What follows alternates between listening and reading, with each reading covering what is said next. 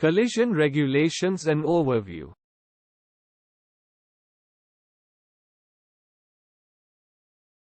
Technical provisions. The COLREGs include 41 rules divided into 6 sections. Part A, General. Part B, Steering and Sailing. Part C, Lights and Shapes. Part D, Sound and Light Signals. Part A, Exemptions. And Part F, Verification of compliance with the provisions of the Convention. There are also 4 annexes containing technical requirements concerning lights and shapes and their positioning, sound signaling appliances, additional signals for fishing vessels when operating in close proximity, and international distress signals. Part A, General, Rules 1 to 3. Rule 1 states that the rules apply to all vessels upon the high seas and all waters connected to the high seas and navigable by seagoing vessels. Rule 2 covers the responsibility of the master, owner and crew to comply with the rules. Rule 3 includes definitions pertaining to the rules of the road. Part B, Steering and Sailing, Rules 4 to 19. Section 1, Conduct of vessels in any condition of visibility, Rules 4 to 10. Rule 4 says the section applies in any condition of visibility.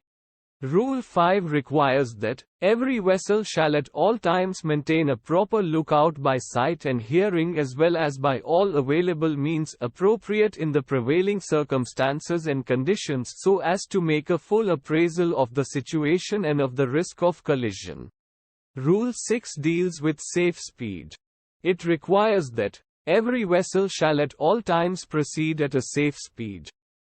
The rule describes the factors which should be taken into account in determining safe speed.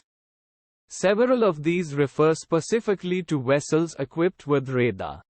The importance of using all available means is further stressed in Rule 7 covering risk of collision, which warns that assumptions shall not be made on the basis of scanty information, especially scanty radar information. Rule 8 covers action to be taken to avoid collision. In Rule 9, a vessel proceeding along the course of a narrow channel or fairway is obliged to keep as near to the outer limit of the channel or fairway which lies on her starboard side as is safe and practicable. The same rule obliges a vessel of less than 20 meters in length or a sailing vessel not to impede the passage of a vessel, which can safely navigate only within a narrow channel or fairway. The rule also forbids ships to cross a narrow channel or fairway, if such crossing impedes the passage of a vessel which can safely navigate only within such channel or fairway. The meaning, not to impede, was classified by an amendment to Rule 8 in 1987. A new paragraph, F, was added, stressing that a vessel which was required not to impede the passage of another vessel should take early action to allow sufficient sea room for the safe passage of the other vessel.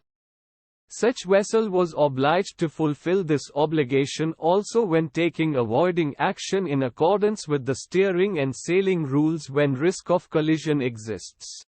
Rule 10 of the collision regulations deals with the behavior of vessels in or near traffic separation schemes adopted by the organization. By Regulation 8 of Chapter 5, Safety of Navigation, of SOLAS, IMO is recognized as being the only organization competent to deal with international measures concerning the routing of ships. New traffic separation schemes are introduced regularly and existing ones are amended when necessary to respond to changed traffic conditions. Section 2. Conduct of vessels in sight of one another, Rules 11 to 18. Rule 11 says the section applies to vessels in sight of one another. Rule 12 states action to be taken when two sailing vessels are approaching one another. Rule 13 covers overtaking. The overtaking vessel should keep out of the way of the vessel being overtaken. Rule 14 deals with head-on situations. Crossing situations are covered by Rule 15. Action to be taken by the give-way vessel is laid down in Rule 16. Rule 17 deals with the action of the stand-on vessel, including the provision that the stand-on vessel may take action to avoid collision by her maneuver alone as soon as it becomes apparent to her that the vessel required to keep out of the way is not taking appropriate action. Rule 18 deals with responsibilities between vessels and includes requirements for vessels which shall keep out of the way of others. Section 3. Conduct of vessels in restricted visibility, Rule 19. Rule 19 states every vessel should proceed at a safe speed adapted to prevailing circumstances and restricted visibility. A vessel detecting by radar another vessel should determine if there is risk of collision and if so take avoiding action. A vessel hearing fog signal of another vessel should reduce speed to a minimum. Part C. Lights and Shapes, Rules 20-31. Rule 20 states rules concerning lights apply from sunset to sunrise. Rule 21 gives definitions. Rule 22 covers visibility of lights, indicating that lights should be visible at minimum ranges, in nautical miles, determined according to the type of vessel.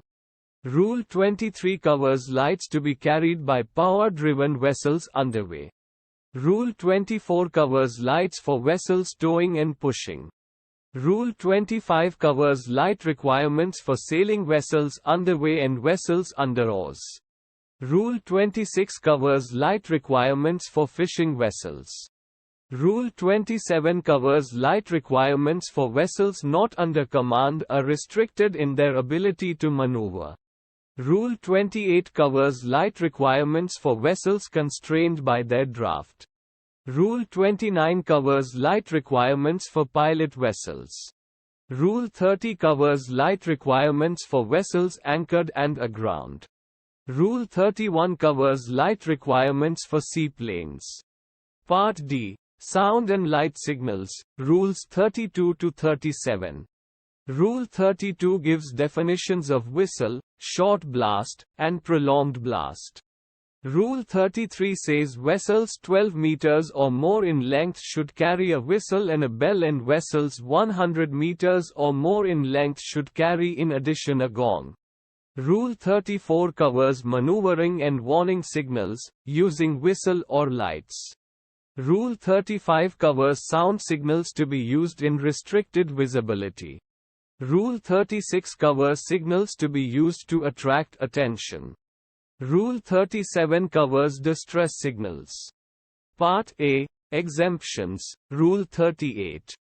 Rule 38 says ships which comply with the 1960 collision regulations and were built or already under construction when the 1972 collision regulations entered into force may be exempted from some requirements for light and sound signals for specified periods. Part F. Verification of compliance with the provisions of the Convention. The rules, adopted in 2013, bring in the requirements for compulsory audit of parties to the Convention. Rule 39 provides definitions. Rule 40 says that contracting parties shall use the provisions of the Code for implementation in the execution of their obligations and responsibilities contained in the present Convention. Rule 41 on verification of compliance says that every contracting party is subject to periodic audits by IMO. Annexes. The COLREGs include 4 annexes. Annex I. Positioning and technical details of lights and shapes. Annex II. Additional signals for fishing vessels fishing in close proximity. Annex III. Technical details of sound signal appliances. Annex IV. Distress signals, which lists the signals indicating distress and need of assistance. Thanks for watching.